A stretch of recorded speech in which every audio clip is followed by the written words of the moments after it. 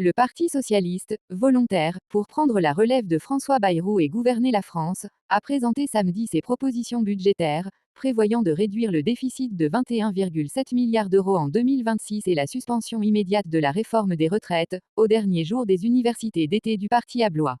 Ce plan, élaboré durant l'été, doit permettre de crédibiliser la démarche des socialistes, qui ne voteront pas la confiance à François Bayrou le 8 septembre, le condamnant vraisemblablement à être renversé, et demande à Emmanuel Macron de nommer un Premier ministre de gauche. La bonne nouvelle dans cette période, en cette nuit, c'est qu'un autre chemin existe pour répondre à l'urgence, a déclaré le président du groupe PS à l'Assemblée, Boris Vallaud, en présentant les grandes lignes de ce projet, qui s'écarte des propositions du nouveau Front populaire lors des législatives de l'été 2024.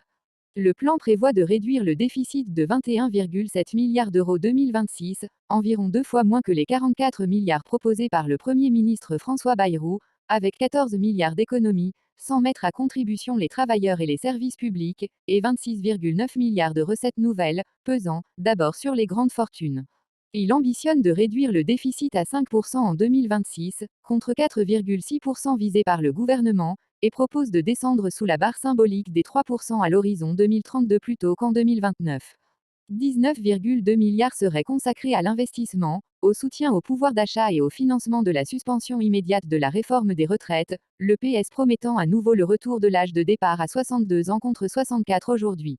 Le parti à la rose propose une baisse ciblée de la CSG, contribution sociale généralisée, pour les salaires jusqu'à 1,4 SMIC, compensée par la création d'une taxe de 2% sur les patrimoines de plus de 100 millions d'euros, inspirée par l'économiste Gabriel Zucman et censée rapporter 15 milliards d'euros. On le cloue tout de suite. Dans son discours, M. Vallaud a promis si la gauche était nommée à Matignon de se tourner vers les députés qui ont été élus dans l'élan de Front républicain, pour trouver une majorité. Signe de la bonne volonté des socialistes à l'égard de l'ancienne majorité, le député PS Philippe Brun a promis qu'il reprendrait à leur compte dans cette hypothèse les propositions du rapport de René Dosière visant à mettre fin à un certain nombre d'avantages indus.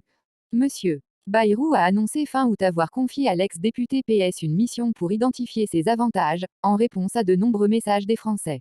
Le premier secrétaire du PS, Olivier Faure, avait semblé vendredi soir faire acte de candidature pour Matignon, affirmant que les socialistes étaient volontaires pour être les suivants, et demandant au chef de l'État de répondre à cette proposition. Ce n'est pas Bayrou ou l'apocalypse, dès demain ce sera son projet ou le nôtre, a-t-il affirmé alors que le Premier ministre multiplie les prises de parole pour défendre sa stratégie budgétaire, sommant les oppositions de choisir entre